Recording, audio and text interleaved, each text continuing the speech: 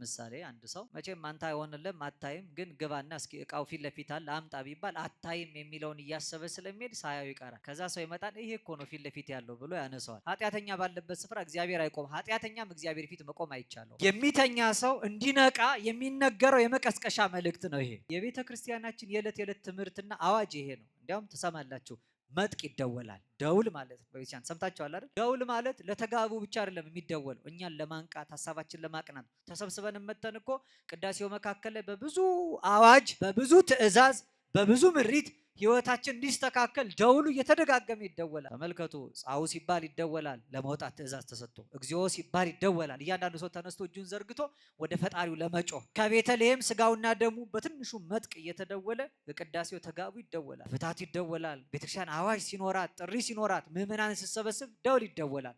ይሄ ደውል ምንት ያነውመክሙ ምን ያስተኛቸዋል ተነሱ የሚል አዋጅ አለው። ዓለማችን እንግዲህ ዘንድሮ የደከመውን ሰው ለማንቃት በጣም ብዙ መንገዶች ይጠቀማል። ደግሞ አይታችኋል። ሁሉም ሰው የአንቂ ንግግር ተናጋሪ ነው መሰል አይደል? አሁን ዛሬ አይታችኋል። አይምሮ የላላና ምላሱ የሰላ ሰው በጣም ብዙ ቪዋል ተቀባይነትም አለ። በጣም የሚደመጥ የሚሰማው ሰው ሞቲቬት የሚያደርግ ስፒች የሚያቀርብ ሰው ነው። ከዚህ ቀጥሎ ሞቲቬሽናል ስፒከር እገሌ ተጋብዟል፣ እሱ አነቃቂ ንግግር ያደርግልናል ተብሎ ቤተክርስቲያን መድረክ ላይ እንኳን ሳይቀር እድል እየተሰጠ ነው በዚህ ዘመን። እንዲያነቃቃ ማለት ማንቃት በጎ ነው። የተኛውን አንቃው ይላል መጽሐፍ። ንቁ፣ በሃይማኖት ጎልምሱ፣ ጠንክሩ ተብሏል። እውነት ነው። የተኛ ትውልድ መንቃት አለበት። የምናነቃው ምኑን ነው የሚለውን ግን ማወቅ ያስፈልጋል። አውቆ የተኛውን አይደለም፣ እንደነገርኳቸው ነው። አውቆ የተኛን መቀስቀስ በድንጋይ ላይ ውሃ እንደማፍሰስ ነው። ሳያስተውል የኖረውን ሶስት የንቃት ደረጃዎች አሉ። አንዳንድ ጊዜ ስሜት ይነቃል፣ አንዳንዴ አይምሮ ይነቃል፣ ሶስተኛው ግን ውስጣችን ያለው መንፈስ። ስሜታውያን ሲነቁ ውጪ ያለው ተጽዕኖ ስለሚያሸንፋቸው የሚያደርጉትን አያውቁ።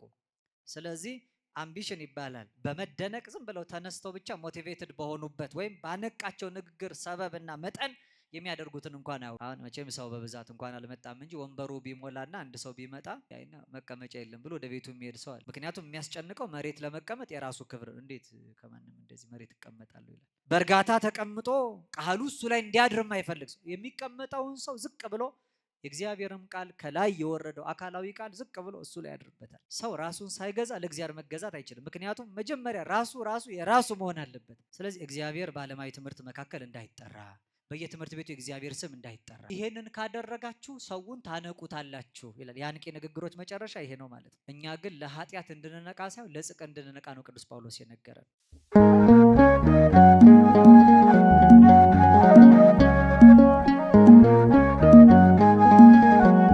ሁላችንም በጋራ እናማት። በስመ አብ ወወልድ ወመንፈስ ቅዱስ አሐዱ አምላክ አሜን። ክቡራን አበው አይንተ እግዚአብሔር ካህናት፣ ሊቃውንተ ቤተ ክርስቲያን፣ መምህራን፣ መለኮታዊ ለሆነው ምስጢር ላይካን የምትሆኑ ወንድሞቼ ዲያቆናት፣ ልዑለ ባሕሪ ቅዱሰ ባሕሪ ንጹሐ እግዚአብሔር አምላክ እንዲሰማችሁ እግዚአብሔርን ለመስማት እጅ ለመንሳት ደጅ ለመጥናት በተቀደሰው ስፍራ የተገኛችሁ ምእመናን፣ ምእመናት ሁላችሁም የእግዚአብሔር ቤተሰቦች እንደምን ከረማችሁ? እንደምን ሰነበታችሁ? አሜን። እንድናስበው የረዳን እንድናመሰግነው የፈቀደልን በደላችንን፣ ኃጢአታችንን፣ ክፉ ስራ መተላለፋችንን ሰፍሮ ቆጥሮ ያላጠፋን ይልቁንም ከማያልቀው ልግስናው ከማይጓደለው ቸርነቱ የንስሐ ዕድሜ ሰጥቶ በሕይወትና በጤና በእምነት ጥላ ስር የሰበሰበን የቅዱሳን አምላክ እግዚአብሔር ስሙ ለዘላለም ይክበር ይመስገን። እንደ እግዚአብሔር አምላካችን መልካምና በጎ ፈቃድ በተፈቀደልንና በተሰጠን ጊዜ ለሰማዩ መንገዳችን ስንቅ ለነፍሳችንም ቀለብ የሚሆነውን ቃሉን እንማማራለን። ለትምህርታችን መነሻ የቅዱስ መጽሐፍ ኃይለ ቃል ለ3 ቀን ሱባኤ የነነዌን ሕዝብ የታረቀ እግዚአብሔር አምላክ ይቅር እንዲለን ከነሱ ትምህርት እንድናገኝ በትንቢተ ዮናስ ምዕራፍ 1 ቁጥር 6 ላይ ምንት ያነውመከ ምን ያስተኛል የሚለውን መነሻ አድርገን እንማራለን። ትምህርቱ ሲጠናቀቅ ከአጸደ ቤተ ክርስቲያን ስንወጣ የተቀበልነው መልእክት የሰማነው ቃል ከኛ እንዳይወጣ በልባችን ሰሌዳ በሊናችን ጓዳ ተጽፎ ለስራ እንዲያተጋን ቃሉ በእኛ እንዲኖር እኛም በቃሉ ለመኖር እንድንችል ደጅ እየጠናን ድምፃችሁን ከፍ አድርጉና እስኪ ምን ያስተኛሃል በሉ በሉ እንጂ ምን አላችሁ? መልካም ጸልዩ ወሰአሉ ለነሂ ከመያርሁ እግዚአብሔር አናቀጸ ቃል ወጸልዩ ሊተ ብዙሃ ከመ እክስቶ ዘክርስቶስ ምስጢረ በከመ ይደልወኒ እንግር። ሰማያዊ የሆነውን የጌታችንና የአምላካችን የመድኃኒታችን የኢየሱስ ክርስቶስን ቅዱስ የሆነ ቃል እንድንማማር በቸርነቱ ለሁላችንም የቃሉን ደጅ የልቦናችንን ጆሮ እንዲከፍትልን ጸልዩ። ይልቁንም ልናገር እንደሚገባኝ መጠን ብቻ እንድገልጠው እኔንም በጸሎታችሁ አግዙኝ። ለእኔ ለደካማው ባሪያ ተናጋሪ አንደበት፣ ለእናንት ለአገልጋዮቹም ሰሚ ጆሮ፣ አስተዋይ አእምሮ፣ ውሳጣዊ ልቡና፣ መንፈሳዊ ሰብዕና እግዚአብሔር በቸርነቱ ያድለን። እውቀትን ከምስጢር ጥበብንም ከማስተዋል እያስማማ ለፍጥረት ሁሉ እንደ በጎ ፈቃዱ ማስተዋል የሚሰጥ ጥበብን የሚገልጥ ልሳነ ዓለም ከሳቴ ምስጢር አምላካችን አንዱ እግዚአብሔር መንፈስ ቅዱስ የራቀውን አቅርቦልን የረቀቀውን አጉልቶልን የተሰወረውን ገልጦ የተከደነውን ከፍቶ እንድንረዳ ይርዳን። ህጢተ አምሳል እምነ አምሳላት ከምሳሌዎች ሁሉ ምሳሌ ታጣላት። ምንም አይነት ምሳሌ ከምንም ተገኝቶ ክብሯን የማይገልጥላት መዝገበ ምስጢር የቤተ ክርስቲያናችን አንደበት ሰአሪ ተመርገሙ ለአዳም መድኃኒታ ለሔዋን የምንላት የኛ የደካሞቹ የኃጥአን ተስፋ ለዓለም ሁሉ የመዳን ምክንያት ለሞተው ለተቀበረው ዓለም ከሞት በኋላ ሕይወት ከመቃብር በኋላ ትንሣኤ የሆነ የዓለም ሁሉ መድኃኒት ክርስቶስ የተገኘባት በጨለማና በሞት ጥላ መካከል ተጥለን ለነበርነው ከድቅድቅ ጨለማ ወደሚደነቀው ብርሃን እንድንሻገር ማንም የሚቀርበው በሌለው እውነተኛ ብርሃን ውስጥ የሚኖረውን ፀሐይ ጽድቅ እግዚእነ ኢየሱስ ክርስቶስ በማይጸኗ ተሸክማ ወደ ዓለም የወለደች እመብርሃን ድንግል ማርያም በአማላጅነቷ አትለየን። በቅዱሳኑ ቃል ኪዳን እግዚአብሔር አምላካችን ቸርነቱን አብዝቶ በመስቀሉ መርቶ ይህን የመከራና የፈተና ዘመን በቸርነቱ ያሻግረን። ሁላችን እንደምናውቀው በየዓመቱ ከአብይ ጾም አስቀድሞ ከሰባቱ የአዋጅ አጽዋማት መካከል አንዱ በረከት የምናገኝበትና ከሁሉም አጽዋማት በቁጥር ያነሰው እናቶች በፈሊጥ ነይ ነይ ብለው የሚጠሯት የነነዌ ሕዝብ ታሪክ የተለወጠበት የሱባኤና የጾም ጊዜ ይታወጃል። የእግዚአብሔር ፍጹም ይቅርታና ምሕረት የተነገረበት ነው። በዚህ በተነሳንበት ትንቢተ ናሆም ምዕራፍ 1 ቁጥር 6 ላይ ተንስ ወፀው አምላከከ ከመ ያድኅነነ እግዚአብሔር ወኢንሙት፣ እንዳንሞት እግዚአብሔር እንዲያድነን ተነስና ፈጣሪህን አምላክን ጥራ። ምንት ያነውመከ፣ ምንድን ነው የሚያስተኛ? ስለምን ትተኛለህ? ምን አግኝቶ ተኝተሃል? ተነስና ካገኘን መከራ እግዚአብሔር እንዲያድነን የአምላክህን ስም ጥራ የሚል ቃል እናገኛለን። ይህን የሚሉት እግዚአብሔርን የማያውቁ በወደብ በኩል ዮናስ ወደሚኮበልልበት ስፍራ እየሄዱ ያሉ መርከበኞች ናቸው። ሁላችሁ እንደምታውቁት በትንቢተ ዮናስ ምዕራፍ 1 ከቁጥር 1 ጀምሮ የእግዚአብሔር ድምፅ የእግዚአብሔር ቃልና ትእዛዝ ወደ ዮናስ እንዲህ ሲል መጣ። ሄዶ ወደ ነነዌ ሕዝቦች ከጥፋታቸው የተነሳ መጥፎ ስራ በመስራታቸው እግዚአብሔር ላይ በማመጻቸው እግዚአብሔር እንዳዘነባቸውና በእነሱ ኃጢአት እነሱም ሕዝቡ፣ መሬቱ፣ እንስሳቱ፣ ምድሪቱ በሙሉ እንደምትጠፋ ወደ ነነዌ ወርደህ ስበክ ብሎ ዮናስን አዞታል። ዮናስ ነቢይ ነው። ዮናስ ምንድን ነው? ያው መነሻ ታሪኩን ሁላችሁ ታውቃላችሁ።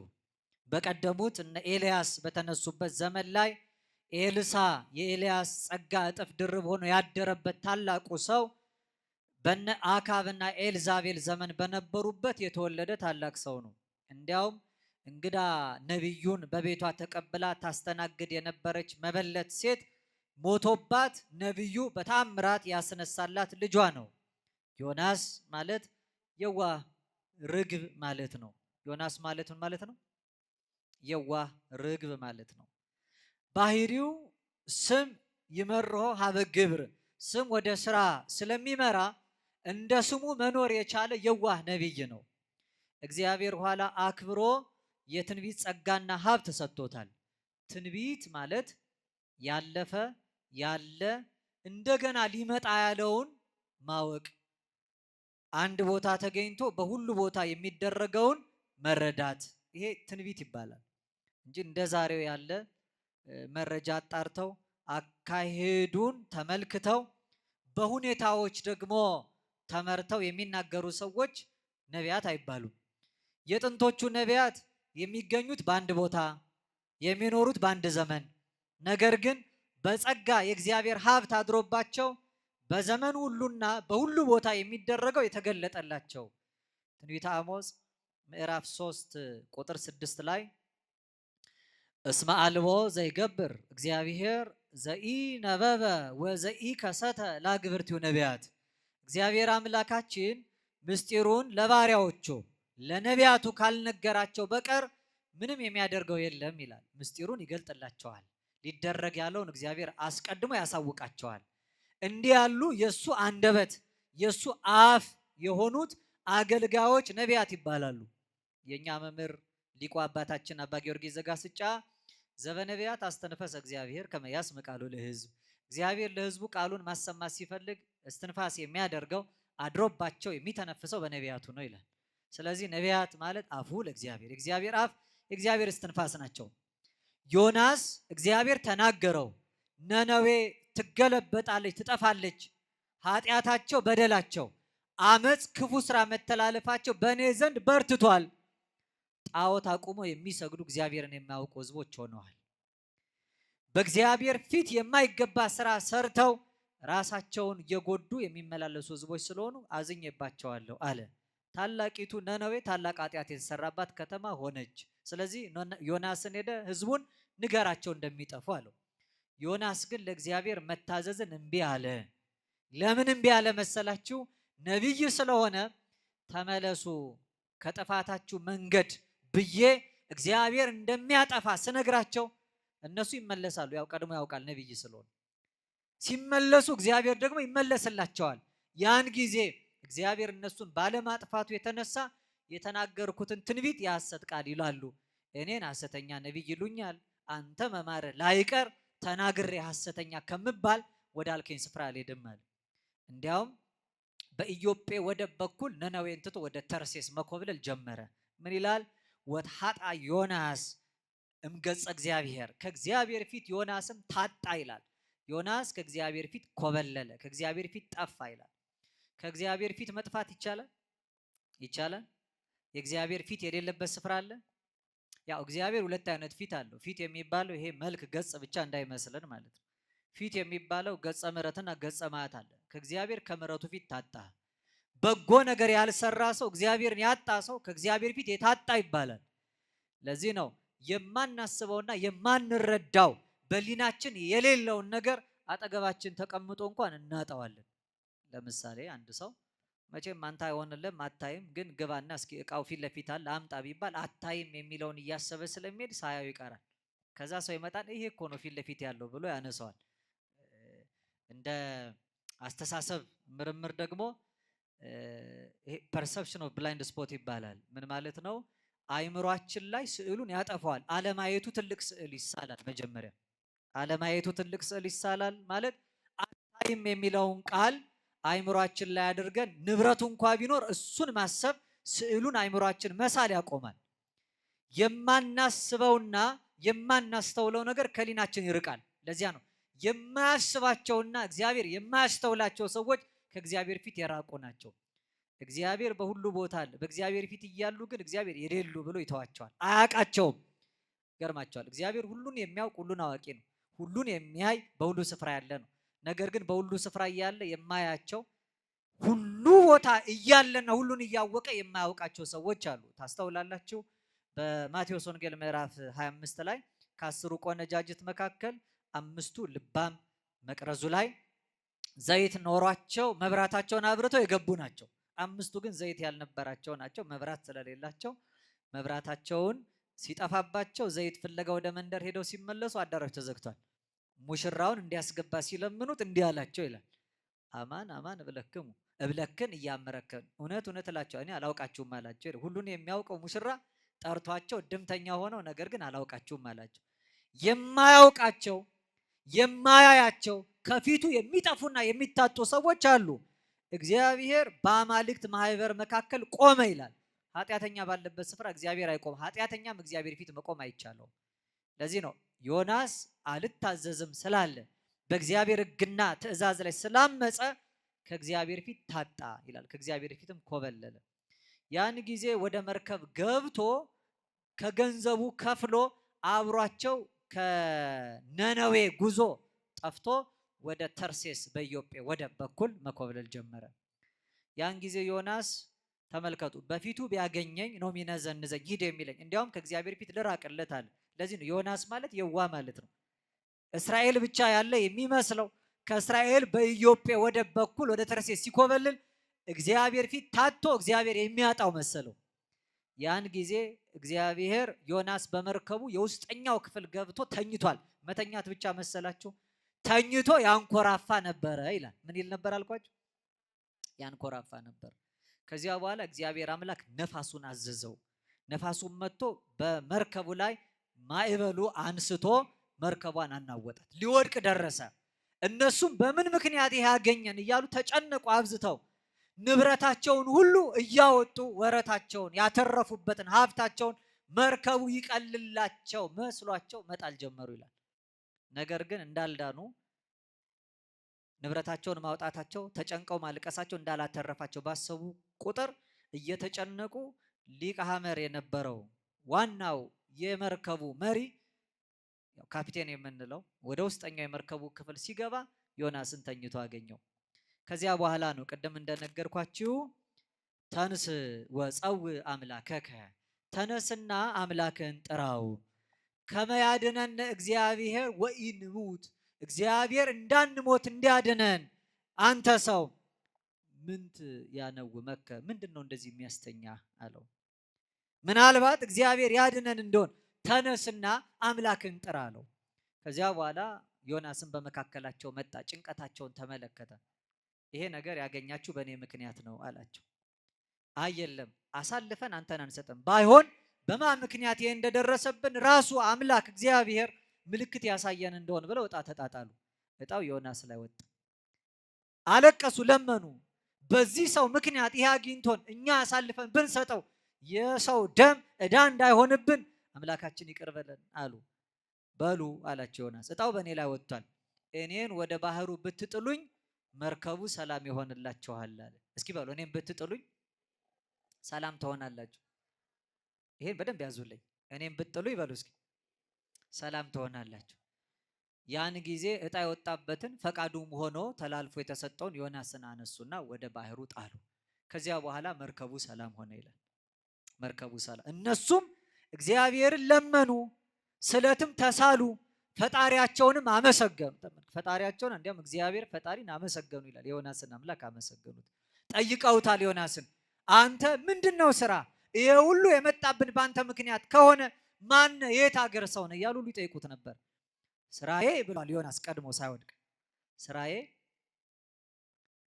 ባህርንና የብስን የፈጠረ የሰማይ አምላክ እግዚአብሔርን ማምለክ ነው አለ። ስራው ምንድነው ዮናስ? በጣም የዋ መሆኑን ተመልከቱ። ፊት ለፊት ስላገኘኝ ነው የሚነዘንዘኝ ብሎ በባህር የሚሄደው አምላኩ ግን ባህሩንም የብሱንም የፈጠረ ነው ብሎ መሰከረ። ስራዬ ነው፣ እኔ ከዕብራውያን ወገን ነኝ፣ ከዚህ ዘር ከዚህ ነገድ ተብዬ ግን ማልጠራ ሰው ነኝ። ስራዬን ካላችሁ ትልቁ ስራዬ እግዚአብሔርን ማምለክ ነው አለ። የእናንተ ስራችሁ ምንድን ነው? ስራችሁ አንደኛ ጢሞቴዎስ መልእክት ምዕራፍ 6 ከቁጥር 6 እስከ 8 እንዲህ ተብሎ ተጽፏል። ለነሰ ተግባርን አቢው እቱ የኛ ስራችን ታላቅ ነው። ታላቁ ስራችንም ምንድነው መሰላችኋል? ፈሪያ እግዚአብሔር፣ እግዚአብሔርን መፍራት፣ እግዚአብሔርን ማምለክ፣ እግዚአብሔርን ማመስገን ነው። እስመ አልቦ ዘአምጻእነ ውስተ ዓለም ወደዚህ ዓለም ምንም ይዘን የመጣነው ነገር የለም። አልቦ ኢንክል ነሲአ እምኔሁ ከዚህ ዓለም ደግሞ ምንም ልንወስድ እንኳን አልተፈቀደልንም ማለት። ትልቁ ስራችን ዋናው ተግባራችን እግዚአብሔርን ፈርቶ ለሕጉ ተገዝቶ መኖር ነው። ስራዬ እግዚአብሔርን ማምለክ ነው አለ። ነገር ግን እግዚአብሔርን አላመለከም። የሚያመልከው ሰው ለእግዚአብሔር ይታዘዛል።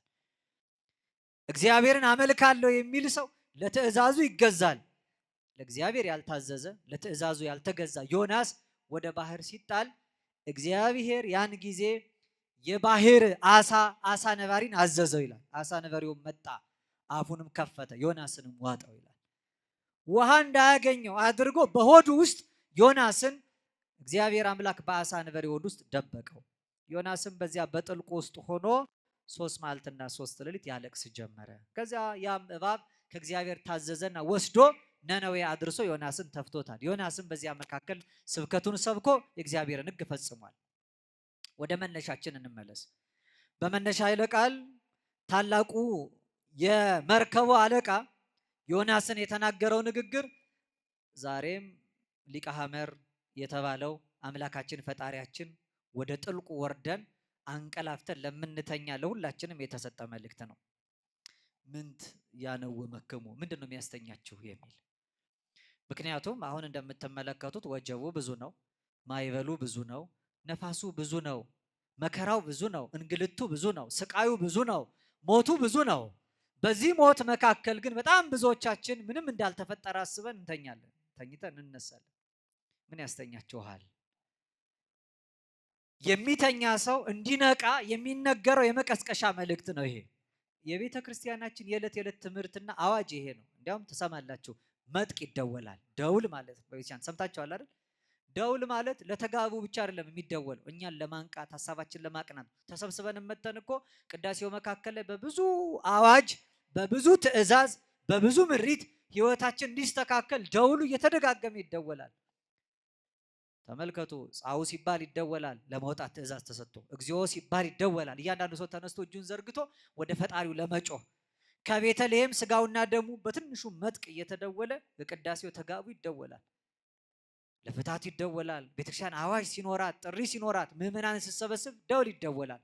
ይሄ ደውል ምንት ያነውመክሙ ምን ያስተኛቸዋል፣ ተነሱ የሚል አዋጅ አለው። ያው የተኛ ሰው መቀስቀስ አለበት። መቼም የተኛ ሰው የሚቀሰቀሰው አውቆ የተኛ አይደለም። አውቆ የተኛን መቀስቀስ በድንጋይ ላይ ውሃ ማፍሰስ ይላሉ አባቶቻችን። በድንጋይ ላይ ውሃ ማፍሰስ ማለት ድንጋዩ የሚጠጣው የሚረባው ነገር የለም፣ ውሃውም ይባክናል፣ ለድንጋዩም ርባና የለውም። አውቆ የተኛን ሰው መቀስቀስ እንደዚህ ነው። አውቆ የተኛን መቀስቀስ ድንጋይ አለት ላይ ውሃ እንደማፍሰስ ነው። ስለዚህ ከንቱ ድካም ነው የሚሆነው። መጽሐፍ እንዲህ ይላል። ታላቁ ሲራክ በመጽሐፈ ሲራክ ምዕራፍ 22 ቁጥር 7 ላይ አንቅሆ ቀስቅሰው እምአብይ ንዋም ለዘይነውም ከታላቅ እንቅልፉ ላይ የሚተኛውን ሰው አለ። የሚተኛውን ሰው ከታላቁ እንቅልፉ ላይ ቀስቅሰው። ነገር ግን አለና ምን አለ? ዘይነግሮ ለአብድ ከመዘይነግር ለድቁስ። ለሰነፍ ሰውና ለማያስተውል ሰው ንግግር የሚያበዛ ሰው ጭልጥ ያለ እንቅልፍ ውስጥ ተኝቶ ወሬን የሚሰማ ሰውን ነው የሚመስለው ይላል። ወሶባ አይለቀ ነጊሮቶ ይብለከ ምን ተትቤ። ነግረኸው ስታበቃ ሰነፍ ሰው ምንድን ነው ያልከው ይላል። የተኛን ሰው አውቆ ቢተኛ አሊያም ሳይነቃ ነገር አብዝተ ብትናገር አይሰማህም ይላል። ዛሬ በጣም ትምህርት ይሰጣል፣ ስብከት ይሰበካል። አብዝታ ቤተ ክርስቲያን ከነግ ስባት እስከ ሰርክ መስዋዕት ድረስ ደጃፎቿ ተከፍተው ቃል እግዚአብሔር ይነገራል። ነገር ግን ይህ ሁሉ የሚነገረው ቃል እግዚአብሔር ምንም እንዳልተፈጠረ አስበን እንድናድር የሚሆነው ብዙዎቻችን በመኝታ ላይ ያለ ነው፣ ስላልነቃን ነው። ቅዳሴ ላይ ትሰማላችሁ፣ ዲያቆኑ እየደጋገመ ተንስኡ ለጸሎት ይላል። እንዲያውም እለተነብሩ ተንሱ፣ የተቀመጣችሁ ሰዎች ተነሱ የሚል አዋጅ ያውጃል። አበው የተቀመጣችሁ ሰዎች ተነሱ ማለት በቅዳሴ ላይ እንድንቀመጥ አዋጅ ትእዛዝ ኖሮ አይደለም። እንዲያውም በእኛ ቤተክርስቲያን ነው በብዛት ቤተ መቅደስ ሲሰራ ከቤተ መቅደሱ ንዋያት መካከል አንዱ አስፈላጊ ነገር መቀመጫ ወንበር የሆነው።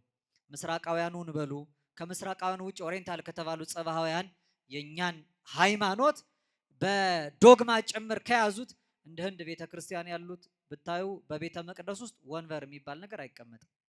ምክንያቱም ቤተ መቅደስ ማለት ቀራኒዮ ማለት ነው። ቀራኒዮ ላይ የሚቀመጡ ቁማርተኞቹ ብቻ ናቸው። ቀራኒዮ ላይ ብርቶቹ የተሸለሙት ጸንተው የቆሙት ናቸው። ወንበዴው የቀኙ ለምሕረት የታደለው መከራ እየተቀበለ ቆሞ በመንግስት አስበኝ ያለው እናቱ ድንግል ማርያም ወይ ቀውማን የተባለው ሴቶቹ በመስቀሉ አንጻር ግርጌ ቆመው ነበር ተብሏል።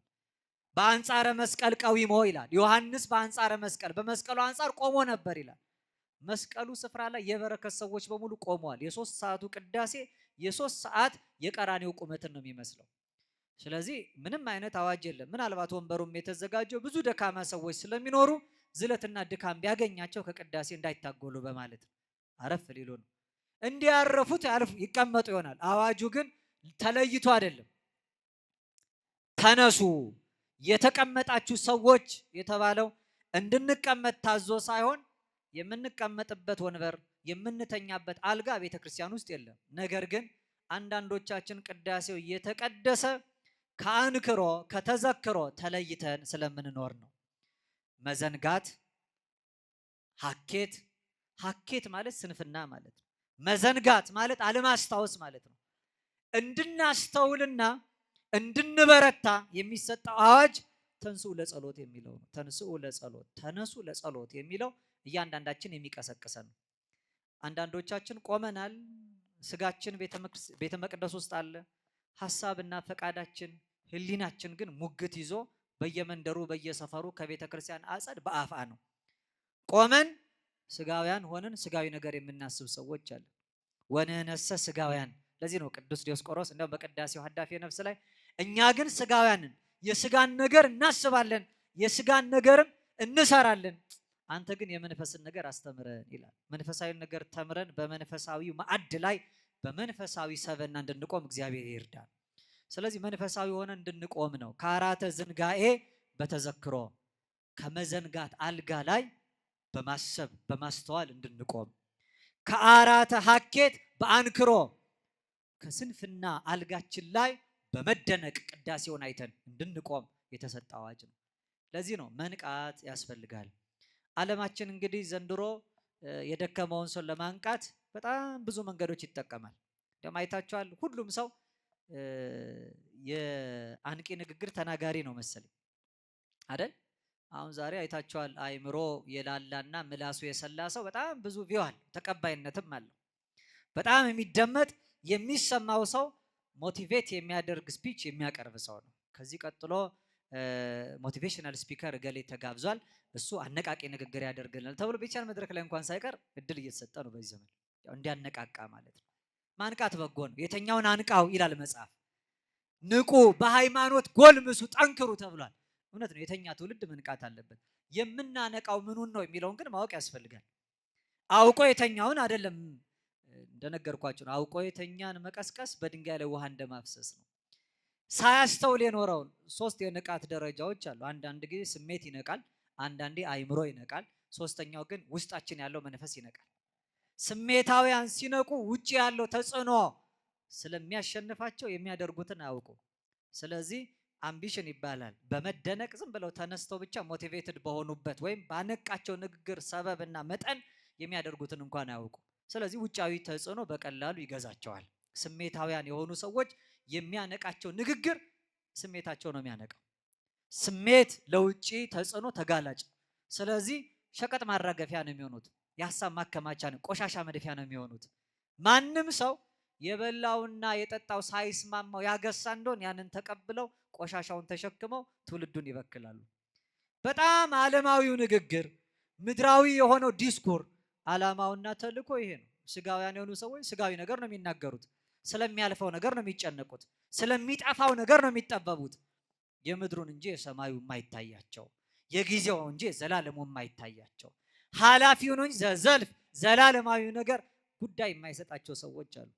ስለዚህ በጣም ብዙውን አነቃቂ ንግግር የሚናገር ሰው አይታችሁ ከሆነ በምድር ህይወት በስጋ ኑሮ ስለመበልጸግ፣ በጊዜው ሀብትን ስለማከማቸት፣ ንብረትን ስለመያዝ፣ ለሌላው ስለማሰብ አይነግሯቸውም። ራስን ገዝቶ ለፈጣሪ ተገዝቶ ሌላውን ስለማስገዛት ጭምር አይሰብኳቸውም። እንዲህ አይነቱ ንግግር ያነቃል። እንደው መቼም መንቃት የሚባል ሁለት አይነት ነው ቃሉ ራሱ በአማርኛው ሲነገር። እገሌ ነቃ ከተባለ ምን ማለት ነው? አንደኛ አዌክ መሆን ነው አይደለ? የተኛ ሰው ነቃ ይባላል። ሁለተኛ ሰው ተረት ሰምታችኋል። ብርሌ ከነቃ አይሆንም ዕቃ ይባላል። መንቃት ምን ማለት ነው? ምን ማለት ነው? መሰንጠቅ ማለት ነው። አንዳንዴ ይሄ ነቃ ይባላል። በእግሩ ረጅም መንገድ የሚሄድ ሰው ካለ እግሩ መስመር ካያችሁት የእግር ንቃቃት ይባላል። መሰንጠቅ ማለት ነው። ስለዚህ የሚያነቁ ሰዎች አንዳንድ ጊዜ ህሊናና አስተሳሰባችንን በሙሉ የሚሸነቁሩ ሰዎች ይሆናሉ። አስተሳሰባችንን፣ ፍላጎታችንን በሙሉ እነሱ በቀላሉ ቃል አሳምረው የሚማርኩ ይሆናሉ። የሚታየው ውጫዊው ነገር በጎ የሚመስል ስሜትን የሚረታ ፈቃድን የሚገዛ ይሆናል።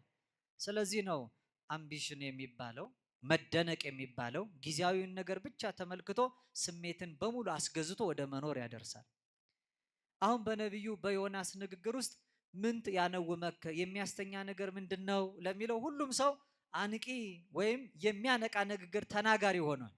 የሚያነቃው የትኛውን አካላችን ነው የሚለው ግን አይታወቅም። መማር እንኳን እኮ ያነቃል። መማር ያነቃል። መማር ብርቱ ሰው ያደርጋል። መማር ማለት እንደው መንፈሳዊውን ትምህርት ቃል እግዚአብሔር ይቅር ዓለማዊ ትምህርት እንኳን መማር ማለት ነው። አሁን ጊዜ ሰጥቶ መማር እንኳን የተናቀበት ዘመን ሆኗል። እንኳን መንፈሳዊነት ዓለማዊ ትምህርት መማር አካዳሚክስ የሚባለውን በዓለም ሰዎች ተመራምረው አሁን እኛ እዚህ ቆመን ለመናገራችን በዓለም ያሉ የተመራመሩ ሰዎች ባለድርሻዎች ናቸው፣ የሚመሰገኑ ናቸው። አሁን እኔ ብዙ አብዝቶ ከመጮ ለሁላችሁም ድምጽ ከማሰማት የታደጉ እንዳሰማ የረዱኝና ብዙ ከመጮ የታደጉኝ እነሱ ናቸው። ይህን ሰርተዋል። ምናልባት በየቦታው በየቤታችሁ እዚህ መምጣት ያልተቻላችሁ ያልሞላላችሁ ሰዎች ካላችሁ እንድትሰሙ ያደረጉ እነሱ ናቸው። ይሄ ከእውቀት የሚገኝ ነው። የትኛው ሲነቃ የማናገናዝብበት የማናስተውልበት ኢንተሌክት የሚባል ከውስጥ ያለ የማገናዘቢያ ክፍላችን ሲደነዝዝ ማለት ነው። ያንን ለማንቃት ትምህርት አስፈላጊ ነው። ለዚህ ነው ቅድም ለሰነፍ ሰው ከተናገርከው በኋላ በተኛ ሰው ፊት እንደምታወራ ስትጨርስ ምንድነው ያልከኝ ይልሃል የተባለው። ስለዚህ እንዲህ ያለ ትቱን ሰዎች ማንቃት እጅግ አስተማሪ ከመሆኑ የተነሳ ንቃት የሚያሰጠው መንቃት የሚያሰጠውን ዋጋ ከእግዚአብሔር እንዴት እንደሚያገናኝ አጠር አድርገን እንይና እንጨርሳለን። ያው የነቢዩ ዮናስ መጽሐፍ ሁላችሁ ታውቃላችሁ። 4 ምዕራፍ ነው ያለው። የመጀመሪያው ምዕራፍ የሚነግረን ስለ ዮናስ አለመታዘዝ ነው። የማን አለመታዘዝ? በጣም ይገርማቸዋል። የዮናስ አለመታዘዝ ምን ያስተምራል መሰላችሁ? እግዚአብሔር ለሰው ልጅ የሰጠውን ስልጣን ያስተምራል። በዚህ በነቢዩ በዮናስ መጽሐፍ ላይ ለእግዚአብሔር ፍጥረታት ታዘዋል። ከሰማይ ነፋስ ታዟል፣ ከየብስ ትል ታዟል፣ ከባህር አሳ ታዟል። ነፋሱን አንስቶ ማዕበል አስነስቶ እግዚአብሔር አምላክ መርከቡን እስኪያናውጽ ነፋስን አዘጋጀ፣ ነፋስን አዘዘ ይላል። ነፋስ ታዟል። ከባህር አሳንባሪ ታዟል።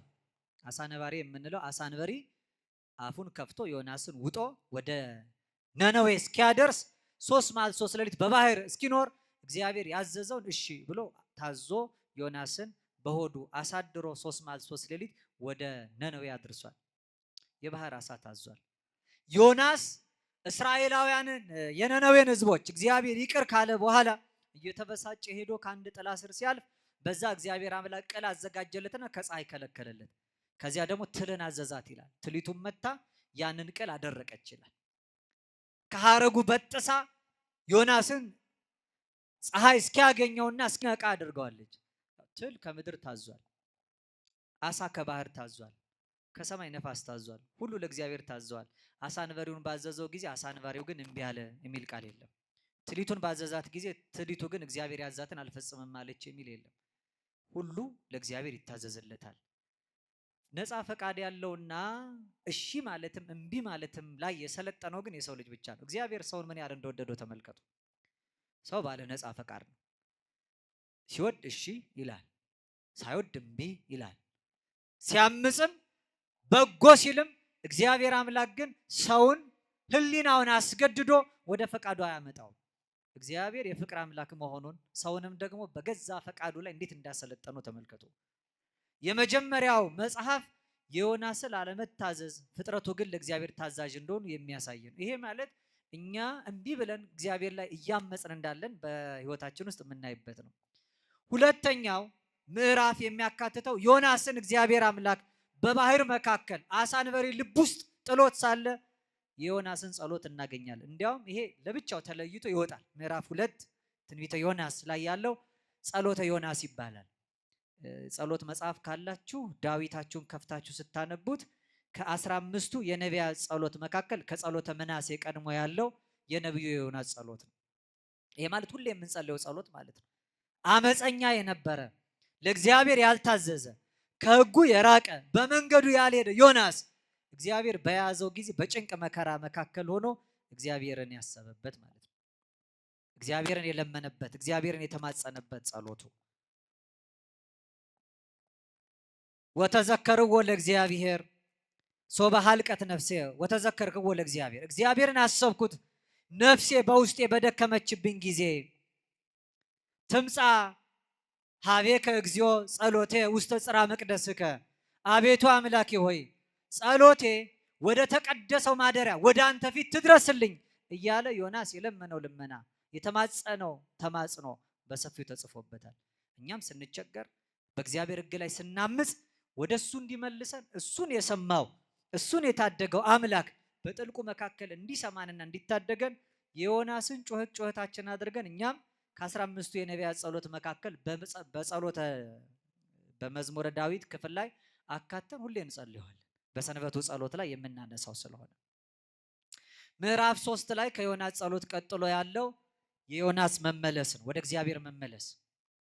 ዮናስ ወደ እግዚአብሔር ሲመለስ የእግዚአብሔርም ደግሞ ወደ ህዝቡ መመለስ።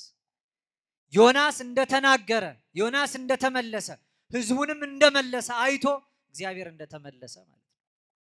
በትንቢተ ዘካርያስ ምዕራፍ 1 ቁጥር 3 ላይ እንዲህ ይላል፣ የሰራዊት ጌታ እግዚአብሔር እንዲህ ይላል፣ ወደ እኔ ተመለሱ ያን ጊዜ እኔም ወደ እናንተ እመለሳለሁ አለ። በሉ እስኪ ወደ እኔ ተመለሱ በሉ፣ እኔም እመለሳለሁ።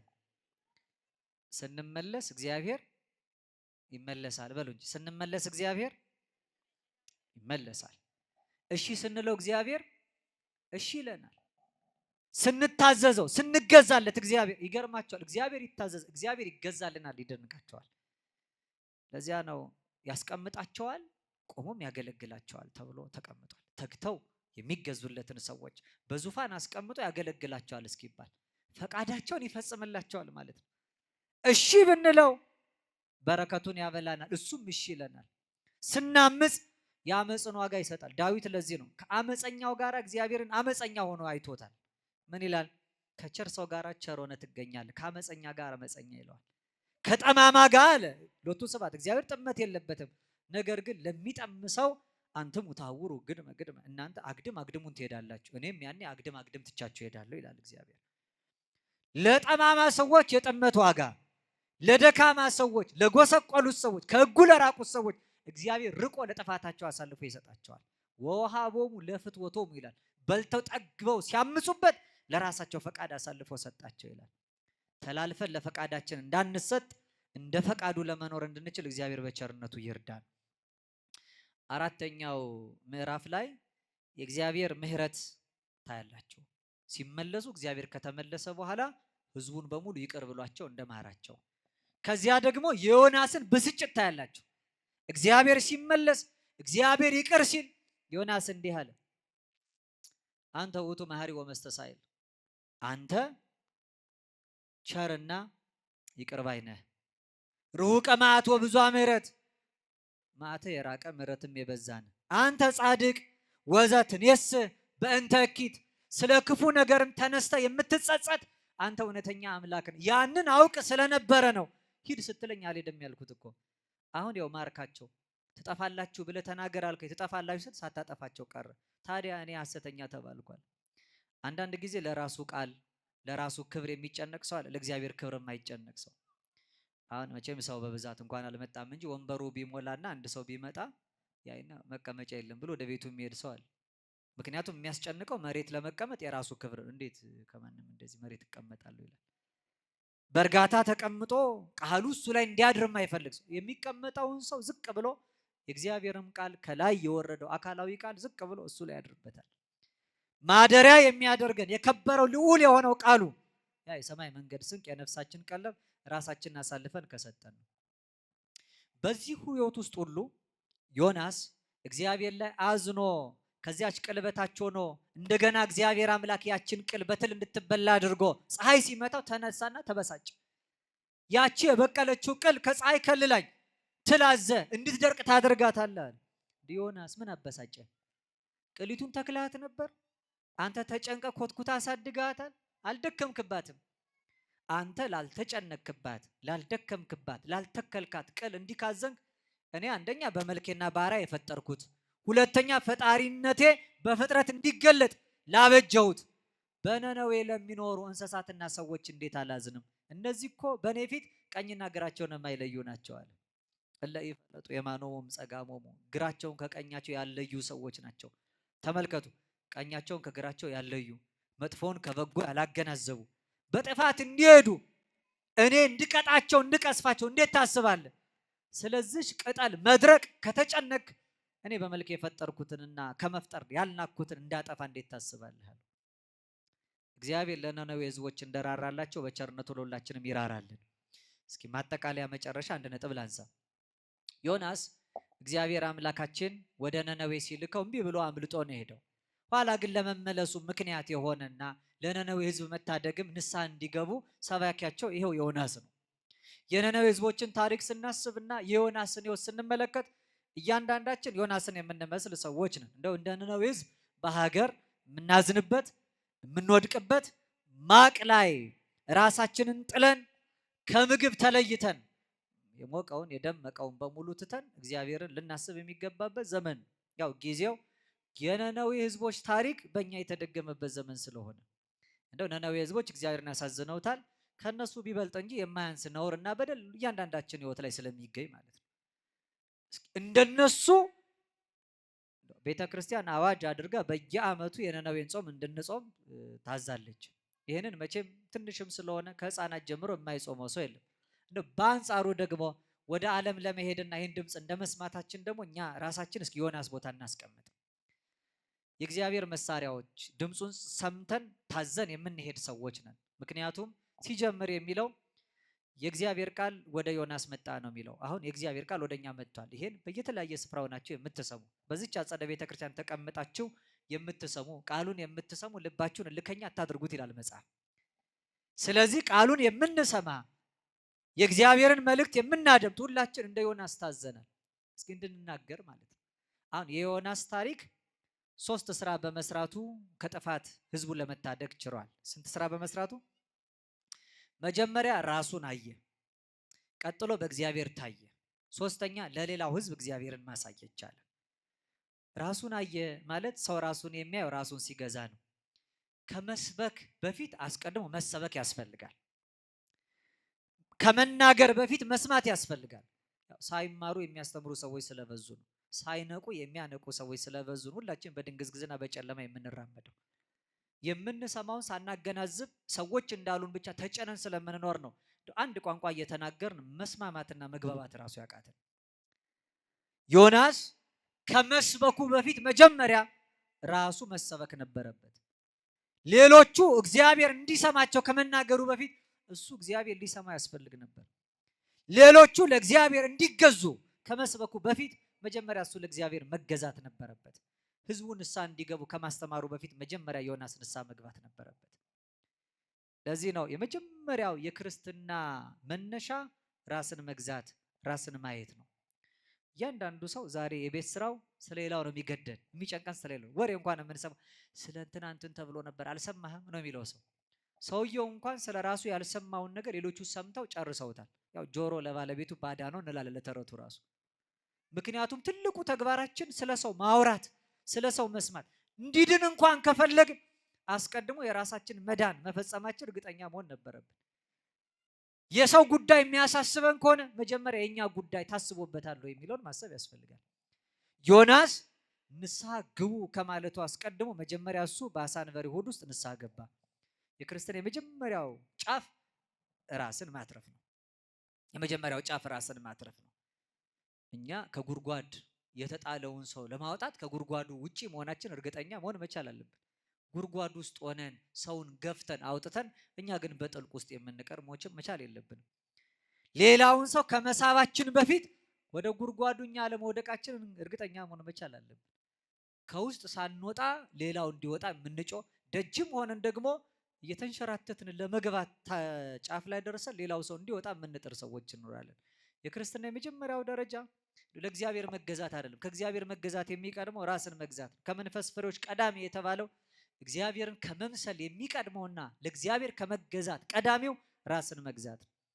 ሰው ራሱን ሳይገዛ ለእግዚአብሔር መገዛት አይችልም። ምክንያቱም መጀመሪያ ራሱ የራሱ መሆን አለበት። እኛ የራሳችን ነን ወይ የሚለውን ማወቅ አለብን። ማለት ዓለም አልገዛንም ወይ? ምድራዊ ሐሳብ አላታለለንም ወይ? ጊዜያዊ ቅር ጠልፎ አልጣለንም ወይ? የሚያልፈው ምኞት ዓለምና በዓለም ያለውን አምሮቱን አትውደዱ፣ ዓለሙም በዓለም ያለው ሁሉ ኃላፊ ነው ብሎ ዮሐንስ በመልእክቱ እንዳስተማረ ዓለሙኒ ኃላፊ ወንብረቱኒ ኃላፊ ይላል። ዓለሙ ኃላፊ ነው፣ ንብረቱም ኃላፊ ነው። ዓለምና በዓለም ያለው ሁሉ ኃላፊ ነው። ዓለሙን የሚከተል ሰው አብሮ ያልፋል። ለዚህ ነው ቅዱስ ጳውሎስ እኮ ሐሳባቸው ምድራዊ የሆኑ ሰዎች ወደ ሀሪቶ ሞርትምና መጨረሻቸው ደግሞ ጥፋት ነው ይላል። ምክንያቱም ምድራዊ ሐሳብ ካላቸው ምድር ስለምታልፍ እነሱም አብረው ያልፋሉ ይላል። መጀመሪያ እኛ የኛ ነው የሚለውን ማወቅ ያስፈልጋል። ዮናስ ከመስበኩ አስቀድሞ መጀመሪያ ራሱ የተሰበከ ዮናስ ህዝቡን ንስሐ ግቡ ከማለቱ አስቀድሞ ራሱ ንስሐ የገባ ሆነ። ለዚህ ነው የነነዌ ሰዎችን ከጥፋት መታደግ ቃሉም ተሰሚነት ህዝቡ አይደለም የሰማው። በጣም የሚደንቀው የዮናስን አዋጅ የሰሙት ወደ ቤተ መንግስት ሄደ ይላል። ማን ነው እሱ ይሄን የሚናገረው? እስኪ አምጦትና ጥሩት እስኪ ይናገር አላለም። ንጉሱ ምን አለ? በዚያ ዘመን እኮ በሀገራቸው በእስራኤል እና አካብ ህዝቡን ያሳድዳሉ፣ ነቢያቱን ይገላሉ። ዮናስ ንጉሱ ፊት ሳይቆም የተናገረው ንግግር፣ የሰበከው ስብከት፣ የሰጠው ማስጠንቀቂያ ቤተ መንግስት ድረስ ደረሰ። የዮናስን አዋጅ ንጉሱ ተቀብሎ በከተማው ላይ አወጀ። መኳንንቱ፣ መሳፍንቱ አይደለም የሰው ልጅ እንስሳቱ በሙሉ ህፃናቱ ጡት ከመጥባት እንዲከለከሉ፣ ላሙ፣ በጎቹ፣ አራዊት እንስሳቱ በበረት የምትጠብቋቸው በሙሉ ሳር ከመንጨት ውሃ ከመጎንጨት ይከልከሉ፣ 3 ቀን በሙሉ በዚህ ይወሰኗል። ይሄን ንጉስ ነው ያወጀው። ይሄ በእምነት ያልኖረ ነብዩን ያላወቀ ገና ድምፁን የሰማ ሰው አያችሁ። መጀመሪያ ለመሰማት ራስን መስማት ያስፈልጋል። መጀመሪያ በሌላው ለመደመጥ መጀመሪያ ራስን ተረጋግቶ ማድመጥ ያስፈልጋል። ራሳቸውን የገዙ ሰዎች ሁሉ ይገዛላቸዋል። አዳም የመጀመሪያው ሰው። አሁን አራዊት የምንላቸው በሰው ላይ የሰለጠኑ ምንፈራቸው በሙሉ የሰለጠኑብን ቀድሞ ሲፈጠር እነሱ ላይ ሰልጥኖ ነበር። ከስሩ እየመጡ ሁሉ ይገዙለት ነበር። ከሰማይ በታች ከምድር በላይ ያለውን እንዲነዳ እንዲገዛ ነው የተፈጠረው። ነገር ግን መጀመሪያ ራሱን መግዛት ስላቃተው ሌላውም ያመጽበት ጀመር። የአዳምን ጥንተ ተፈጥሮ በቅድስና በንጽህና ህይወት የመለሱ አባቶችን ተመልከቱ። በኢትዮጵያ ታሪክ ውስጥ ብዙዎቹን አባቶች ታውቋቸዋላችሁ። አናብርት የሚገዙላቸው ናቸው። ርዕሰ ባሕታውያን አቡነ ገብረ መንፈስ ቅዱስን አስቡ። አንበሳውን ነብሩን ይገዙታል። አንበሳና ነብር የረገጡትን የእግራቸውን ትቢያ እየላሱ ጻድቁን ተከትለው ይውላሉ ያድራሉ። እና አባ ሳሙኤል እና አባ አንበስን እና አባ ብንያምንን ተመልከቱ። እና አባ መድኃኒ ነግዚን ተመልከቱ። እነዚህ ደጋጎቹ አባቶች አንበሳ ይጋልቡ የነበሩ ናቸው። መጻሕፍቶቻቸውን አንበሳ ላይ ጭነው የሚሄዱ ናቸው። እኛ አንበሳ ብንመለከት እንዴት ነው ልባችን የሚሸበረው? ምን ደነግጠው? ሲያገሳ ድምፁ ያስፈራል። ስለዚህ አንበሳው አገሳ ዝም የሚል ማን ነው? የማይፈራስ ማን ነው ይላል መጽሐፍ። ስለዚህ አንበሳው ያገሳ ያስፈራ የነበረውን ራሳቸውን ስለገዙ አራዊት ይገዙላቸዋል። ራሳቸውን ስለተቆጣጠሩ ሁሉን ነገር ቆጥረው ለክተው ሰፍረው ከእጃቸው በታች ይገዙታል። ሰው ራሱን መግዛት ሲያቅተው ሁሉ ይሰለጥንበታል። አይደለም ሁሉ ሊሰለጥንበት ራሱ ጠላት ይሆናል። አሁን አይታችኋል። ሰሞኑን እንደ አንድ አዲስ ወረርሽኝ ሆኖ ደግሞ በጣም በየቦታው በየጥቃቅኑ በየሰፈሩ ራሳቸውን የሚያጠፉ ወጣቶች፣ ጊዜውን መሸከም ያቃታቸው፣ ሀሳብ ጭንቀት በሙሉ በቀላሉ የሚረታቸውና ይሄንን ኑሯቸውን ህይወታቸውን እግዚአብሔር የሰጠውን የተቀደሰ ነፍስ እንደ ከንቱ ማየት የጀመሩ ወጣቶች ይበዛሉ። ለምን? ራስን መግዛት ስላልተቻለ። ራሱን ያልተቆጣጠረ ራሱን ያልገዛ ሰው ለሌላ ዮናስ ከመስበኩ አስቀድሞ ራሱን አየ። በጥልቁ ውስጥ ሆኖ ነፍሴ በዛለችብኝ ጊዜ እግዚአብሔር አምላኬን ተመለከትኩታል። ጩኸቴና ልመናዬ ወደ ተቀደሰው ማደሪያው ይድረስልኛል። አዘነ፣ ተጸጸተ፣ ወደ እግዚአብሔር ተመለሰ። ተናገር የተባለውን ሳልናገር በመሄድ ይህ ሁሉ እንግልትና መከራ ደረሰ። ከጥልቁ ሆኜ እግዚአብሔርን እለምናለሁ፣ ቢያወጣኝ በክብር ቢያቆመኝ ስለቴን አስገባለሁ እያለ ሁሉ እግዚአብሔርን ለመነ። ዮናስ መጀመሪያ ራሱን ገዛ። ከዚያ ቀጥሎ ራሱን የገዛ ሰው ለእግዚአብሔር ይገዛል። ራስን ከገዙ በኋላ ነው ለእግዚአብሔር መገዛት የሚቻል። አሁን እናንተ እቃ ቢኖራችሁ የያዛችሁ የተሸከማችሁትን እቃ ስልካችሁን እስኪ ስጡ ልውሰደው ብል መጀመሪያ እናንተ መሆን አለበት እሺ እምቢ ለማለት። ወይ ይቅርታ የሰው ስልክ ነው መስጠት አልችልም ትላላችሁ። ለዚህ ለእግዚአብሔር ተገዙ ከማለት የሚቀድመው መጀመሪያ ራስን መግዛት ነው። ራስን መግዛት ማለት ስጋን በነፍስ ላይ ማሰልጠን ማለት ነው። ይሄ የጾሙ ጊዜ እንደ ሌሎቹ ሰዎች እንዲሆኑ ኢትዮጵያ ሰላም እንድትሆን ክፉዎች ደግሞ እንዲመለሱ የምንጮህበት ጊዜ ነው። ነገር ግን ከዚህ ሁሉ የሚቀድመው መጀመሪያ እኛ እንድንመለስ ወደ ራሳችን፣ እኛ እንድንመለስ እንድንገዛው ስጋችንን፣ እኛ እንድንመለስ ፈቃዳችንን በሙሉ እንድንቆጣጠረው፣ የሚሰለጥንብን ስሜት የሚሰለጥንብን ፈቃድ እንዳይኖር መክረን ገስጸን ተው የምንለው ስሜታችንን በሙሉ የምንቀጣና የምንቆጣጠረው መሆናችን እርግጠኛ መሆን። ስለዚህ ነው አሁን ይሄ ጾም ያስፈለገበት ዋናው ምክንያት ጾም ራስን ለመግዛት ፈቃድን ለመቆጣጠር በእግዚአብሔር ከመታየት ሌላውን ለእግዚአብሔር ከማሳየት የሚቀድመው ራስን ለማየት መነጽር ይሆናል። ጾም በነፍሳችን ላይ የተጫኑ ቁስል እንዲፈውስ ነው። ጾም ትፈውስ ቁስለ ነፍስ፣ የነፍስን ቁስል የምትፈውስ ናት። መድኃኒትነቷ መጀመሪያ ለራስ ናት። ጸሎትም የራስን፣ ምጽዋትም የራስን፣ ስግደትም የራስን፣ መልካም ምግባርና በጎ ትሩፋት ሁሉ መጀመሪያ የራስን ፈቃድ ለመግዛት ለመቆጣጠር የተሰጡ ናቸው። ራሳችንን ከገዛን በኋላ ቀጥሎ ደግሞ ይሄ የገዛ ነው የኛ ያልነውን ራሳችንን ደግሞ በዋጋ እንደተገዛ አውቀን በሸማ ጥቅልና በወርቅ እንክብል ከገበያ ዕቃ እንደሚገዛው ፈጣሪያችን በወርቀ ደሙ እንደገዛን በጸጋ ልጅነትም እኛን እንዳከበረን በዋጋ ተገዝታችኋልና የራሳችሁ አይደላችሁም ይላል መጽሐፍ። ከገዛነው በኋላ ራሳችንን ከገዛን በኋላ ደግሞ እኛ እንኳን የዓለም የራሳችንም እንዳልሆን ማወቅ። አሁን ከምናከብራቸው ነቢያት መካከል አንዱ ደገኛው የእግዚአብሔርን ሐሳብ የእግዚአብሔርን ፈቃድ ሲያገለግል የኖረውን ዳዊትን ተመልከቱ። በሐዋርያት ሥራ ምዕራፍ 13 ቁጥር 36 ላይ እንዲህ ይላል፣ ዳዊት ይላል በገዛ ዘመኑ የእግዚአብሔርን ሐሳብ አገልግሎ አንቀላፋ። በገዛ ዘመኑ ማለት በተሰጠው ዘመን፣ በገዛ እድሜው በተሰጠው እግዚአብሔር አንተ ትኖርበት ብሎ በለካለት ዘመን መዋዕሉ፣ ነገር ግን የራሱን ፈቃድ አላገለገለም፣ የእግዚአብሔርን ሐሳብ ነው ያገለገለው ይላል። አሁን ከዓለም ፈቃድ ከስጋ ምኞት ከምድራዊ ቅድ ራሳችንን ከለየነው በኋላ መልሰን ለእግዚአብሔር ፈቃድ ራሳችንን ማስገዛት። ከዛ ለእግዚአብሔር ከተገዛን እሱ እግዚአብሔር መሳሪያ ያደርገናል። እሱ ነው የሚቆጣጠሩ። አሁን ቅድም አለ ነቢያት ማለት እግዚአብሔር አድሮባቸው የሚተነፍስ ሲፈልጉ በውድ እምቢ ሲሉ በግድ መሳሪያዎቹ የሚሆኑ የሚመራ የሚያሰማራቸው ብቻ ሳይሆን የሚነዳቸውም ጭምር። ለዚህ ነው ቅዱስ ጴጥሮስ ትንቢት በሰው ፈቃድ አይደለም የመጣው፣ ዳሩ ግን አለ ቅዱሳን ሰዎች ከእግዚአብሔር ተልከው በመንፈስ ቅዱስ ተነድተው ተናግረውታል እንጂ ትንቢት የሚባለው ስጋዊ ደማዊ ፈቃድ አይደለም ማለት በሰው ፈቃድ የመጣ አይደለም። የእግዚአብሔር አገልጋይ ሲኮን እንደፈለግን አንናገርም። የእግዚአብሔር አገልጋይ ስንሆን የእግዚአብሔር ፈቃድ በየት በኩል ይገለጣል የሚለውን መጀመሪያ እናያለን። ፈቃዱን በጸሎት በጾም እንጠይቃለን። የምንሰራውን የምናደርገውን የምናከናውነውን በሙሉ እንደ ስጋ ለባሹ በምድር እንደሚኖረው ሐሳብ ፈቃድ ብቻ እንደሚነዳው ሰው አንሆንም። ከአይምሮ በላይ ከፍ እንልና ለእግዚአብሔር ፈቃድ ራሳችንን እናስገዛለን። ይሄ ነገር የእግዚአብሔር ፈቃድ ነው ወይስ አይደለም እንላለን። እኛማ የሚታየን ብዙ ነገር ነው። እኛ የምንሰጠውና የምንሰነዝረው ሐሳብ እጅግ ሰፊ ነው። እንደኛ ሐሳብ እንደኛ ፈቃድ ሳይሆን የእግዚአብሔር ፈቃድ ይሁን ብሎ መኖር። ቅዱስ ጳውሎስ አብሯቸው ቢኖር በአይሁድ ያሉ ክርስቲያኖች ደስ ይላቸው ነበር። ነገር ግን እሱ እምቢ አለ። አጋቦስ የሚባል አንድ ሰው ትንቢት ተገልጦለት በራእይ ተመልክቶ ይሄዳል፣ ተላልፎ ይሰጣል፣ ይታሰራል። ቅዱስ ጳውሎስ በሕይወት እንደማይመለስ አወቀ። አይ አባታችን መምህራችን ቅር አንተ ከኛ ጋር አሉት። እሱ ብዙ ለመኑት፣ እምቢ አለ። ምክንያቱም እኔ ብቀር የእናንተ ፈቃድ ነው፣ የእኔም ሐሳብ ከእናንተ ጋር መኖር ሊሆን ይችላል።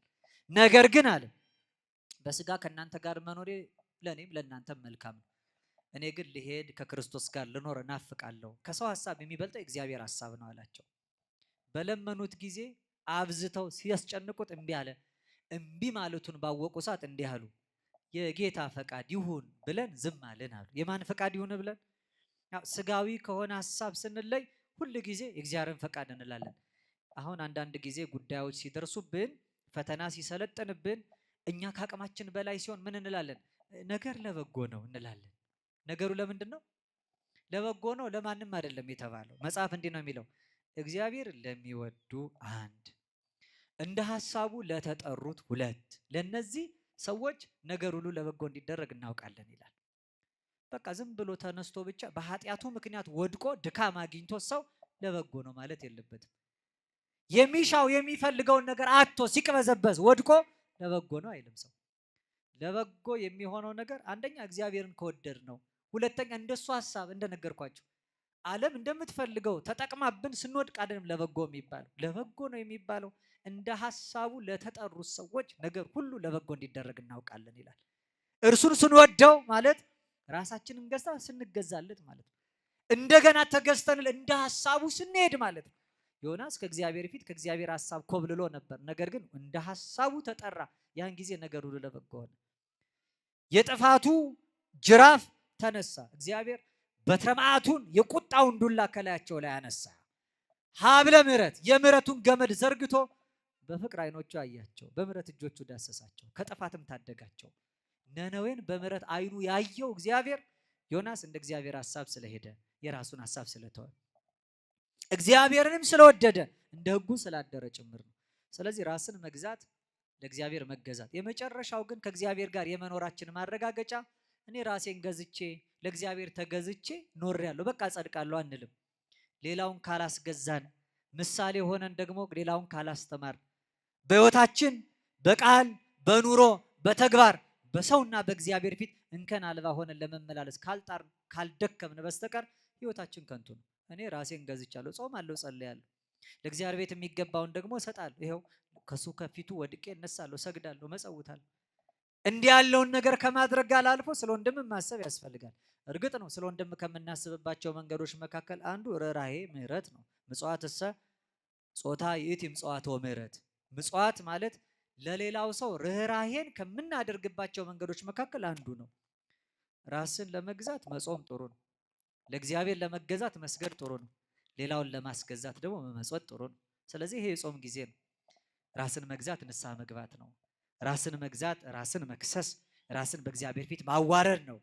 ሕሊናችን ኃጢአታችንን ካልዘከረ፣ አንደበታችን ክፉ ስራ መተላለፋችንን ካልዘረዘረ፣ ለአበ ነፍስ ካልነገረ በስተቀር ገና ራሳችን አልገዛ ነው።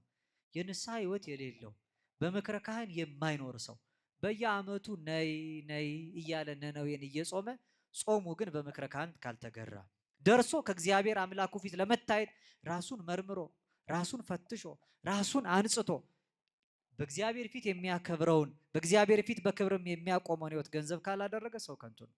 መጾማችን ልማድ ይባላል። የመጾም ሐኪምም እያዘዘ ለጤና ሲባል ራስን ከምግብ መጠበቅ አለ።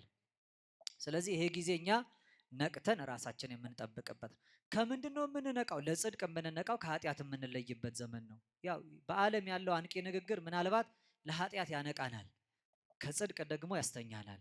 መጽሐፍ እንዲህ ነው የሚለው፣ ለኃጢአት መተኛትና ለጽድቅ መንቃት አለባችሁ። አንደኛ ቆሮንቶስ መልእክት ምዕራፍ 15 ቁጥር 34 ላይ በጽድቅ ንቁ፣ ኃጢአትንም አትስሩ፣ እግዚአብሔርን የማያውቁ አሉና አሳፍራችሁ ዘንድ ይሄን እላለሁ። ለጽድቅ ንቁ። ለምን ንቁ አልኳችሁ? ለጽድቅ ንቁ። ኃጢአትን ግን ምን አትበሉ? አትስሩ። ለጽድቅ ንቁ፣ ኃጢአትን አትስሩ፣ እግዚአብሔርን የማያውቁ አሉና። ለኃጢአት የሚያነቋችሁ ለጽድቅ የሚያስተኟችሁ ሰዎች አሉና ከነዚህ ተለዩ። አንድ የመጨረሻ እስኪ መረጃ ልንገራችሁ። መቼም መረጃ አይደነቅም አይናቅም። በምድራችን ላይ አሁን የሚደረገውን ይሄ በተለይ ስሜትን ለመግዛት አስተሳሰብን ለመማረክ ወደ ዓለም ለመሳብ ለስጋ ፈቃድ ለምድራዊ ቅር ለጊዜያዊ ምኞት እኛን እያታለሉ ለመጥለፍ የሚታገሉ ሰዎች አንድ ትልቅ የቤት ስራ ተሰጥቷቸዋል። በምድራችን ላይ ይሄ የአዲሱ ዘመን የአዲሱ ትውልድ እንቅስቃሴ የሚባል ነገር እንዳለ ታውቃላችሁ። እናንተ የበለጠ የዚህ በሽታው ተጋላጭ እንደሆናችሁ ስለማምን ነው። በዚህ ሐሳብ ውስጥ ኒው ኤጅ የሚለውን ሐሳብ ለመጀመሪያ ጊዜ ወልደው ለዓለም ከሰጡት ሰዎች መካከል ወደ 25 የሚሆኑ ነገረ ሃይማኖታዊ ተኮር የጥበብ የፍልስፍና መጽሐፍ ነገር ግን ሃይማኖትን ማዕከል ያደረገ መጽሐፍ የጻፉ እንግሊዛዊ ትውልድ ያላቸው በዜግነታቸው ግን አሜሪካዊ የሆኑ አንድ እናት አሉ። እኚህ እናት አሊስ ባይሊ ይባላሉ። አሊስ ባይሊ ከጻፏቸው ከ25ቱ መጽሐፍት መካከል አንዱ ኤክስተርናላይዜሽን ኦፍ ወደ ውስጥ ያለውን ወደ ውጭ ለማውጣት የሚያግዝ ሄራርኪ የሚባለውን የእዝ ሰንሰለት ሊበጥስ የሚችል መጽሐፍ ጽፈዋል። ኤክስተርናላይዜሽን ኦፍ ሄራርኪ የሚባል አንድ መጽሐፍ አለ። እዚያ መጽሐፍ ላይ ምን የሚል መልእክት አለ? ክርስትናን የማጥፊያ ዘመቻ 10 ወጥመዶች የሚል መልእክት ተቀምጧል። ክርስትናን ከህዝቡ ኑሮ ለማውጣት ሰው ራሱን ገዝቶ ለእግዚአብሔር ተገዝቶ ሌላውን አስገዝቶ እንዳይጸድቅ የሚያስችሉ የአዲሱ ትውልድ ፍልስፍናዎች የሚሉ 10 ነጥቦች አስቀምጠዋል። እንደው እናንተ አስቡትና የትኛው ደረጃ ላይ እንዳለን ደግሞ እንድታውቁ 10ን አላብራራም፣ በቁጥር ብቻ ጠቅሳቸዋለሁ። አንደኛ በዓለም ያለ ስርዓተ ትምህርት ውስጥ ለብዙ ዘመን ይሰጥ የነበረውን እግዚአብሔርንና የጸሎት ትምህርትን ከስርዓት ውስጥ ማውጣት የመጀመሪያው ስራ ነው ይላል። ስለዚህ እግዚአብሔር በዓለማዊ ትምህርት መካከል እንዳይጠራ፣ በየትምህርት ቤቱ የእግዚአብሔር ስም እንዳይጠራ። አሁን እኛ ልጆች ሆነን አሁንም አንዳንድ ቦታ ይኖራል። መምህር ሲመጣ ሰው ይነሳና እንደምን አደራችሁ እንደምን ዋላችሁ ተማሪዎች ይባላል። ተማሪ ምን ይላል? ይቅርታ በጣም አለ። አሁን ትምህርት ቤት እንደሱ ትላላችሁ ሰጋትሉም እዚህ አሁን እንላለን ብለዋል። አሁን እንዲያውም አይታችኋል በዓለሙ ሚዲያ ላይ ራሱ እግዚአብሔር የሚለው ስም አጠራሩም እንዳይታወቅ ፈጣሪ ይመስገን የሚል ትውልድ በርቷል አይደል? አዎ እንዲህ አይነት ትውልድ በርትቷል። ለምን? እግዚአብሔር ብሎ ይትቀደስ ስምከ ስምህ ይለይ አንድነቱና ሶስትነቱ ያለበት ምክንያቱም አምላክ ይመስገን ፈጣሪ አምላክ ይመስገን ነው የሚለው። አምላክ የሚባለው የእግዚአብሔርነት መገለጫ አይደለም። ሌሎችም ካመለኳቸው ዓለሙ ጣኑ እውቀቱ ጉልበቱ በሙሉ አምላክ የሆነበት ሰው አለ። አልቦ ገብር ዘይክ ለለክል ያጋጅ ተቀነው ለሁለት ጌታ መገዛት አትችሉም። ሌሎች ጌቶች አሉ ማለት ነው ከእግዚአብሔር ውጭ። አንደኛ የእግዚአብሔርን ስም የጸሎትንና ለእግዚአብሔር የምንገዛበትን ራስ መግዣ መንገዱን በሙሉ ከስራ ትምህርት ማውጣት። ሌላው በልጆች ላይ የወላጆችን ስልጣን መቀነስ የሚል ነው። ሁለተኛው በልጆች ላይ የወላጆችን ስልጣን መቀነስ፣ ቤተሰቦቻቸውን የማይሰሙ የሃይማኖት መሪዎቻቸውን የማይሰሙ አለቆቻቸውን የማያደምጡ እንደፈለጉ ገብተው የሚወጡ ስሜታቸውን ለማንጸባረቅ ግድ የሌላቸውን ትውልዶች ማፍራት።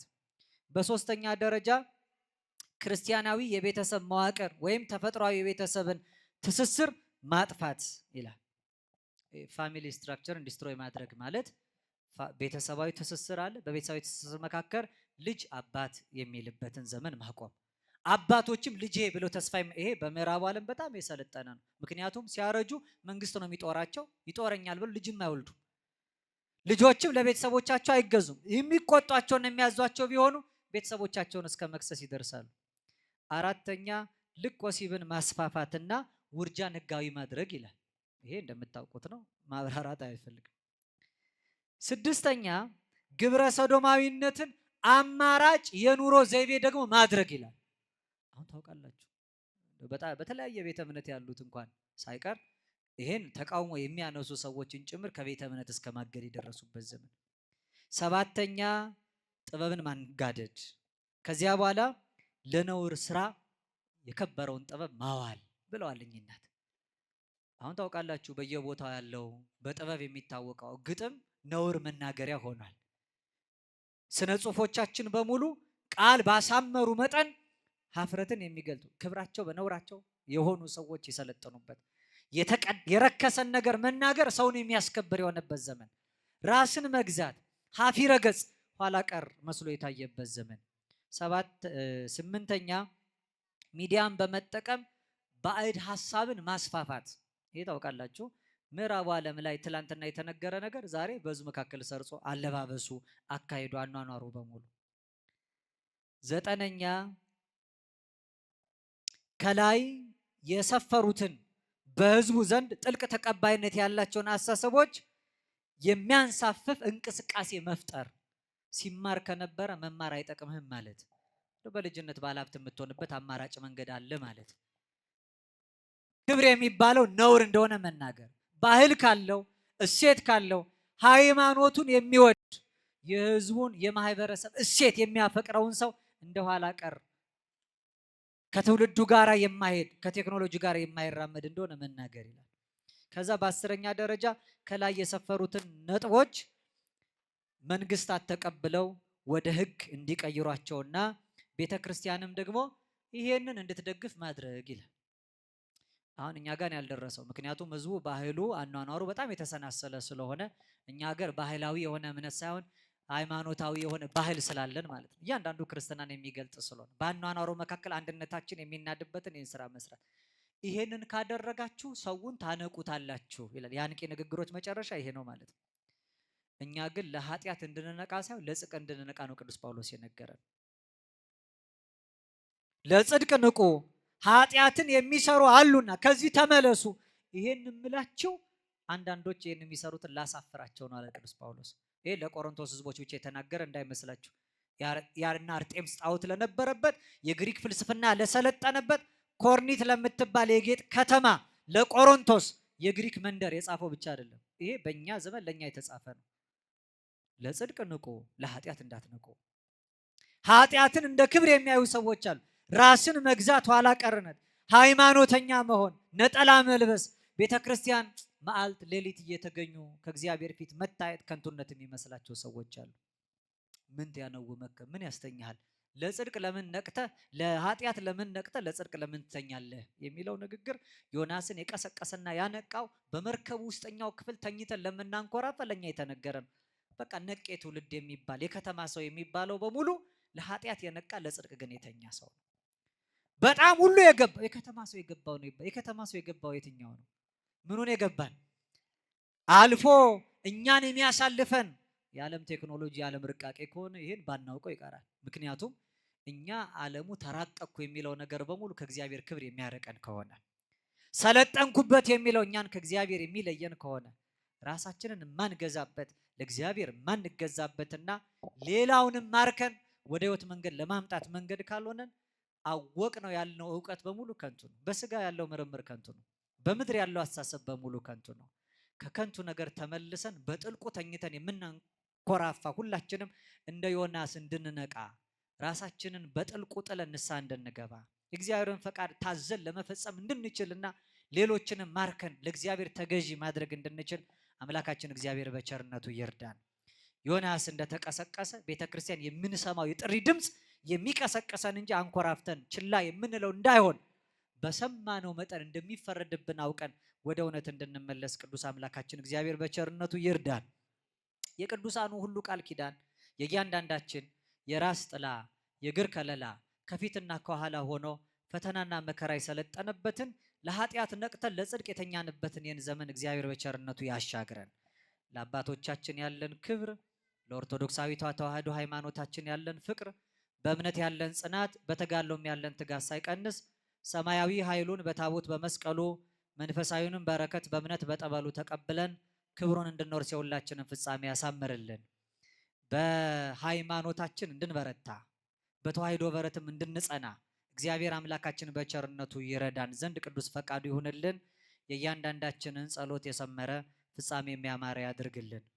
ምንት ያነውመከ ምን ያስተኛሃል? ወመይስሕት ኳንትሙ ለበመንፈስ አርቱን ያላገባብ የጨመርኩትን ስቻ ያጎደልኩትን ሊቃውንት መምህራን መንፈሳን እግዚአብሔር ቤተሰቦች አርሙኝ። ወስብሐት ለእግዚአብሔር ወለወላዲቱ ድንግል ወለመስቀሉ ክቡር አሜን።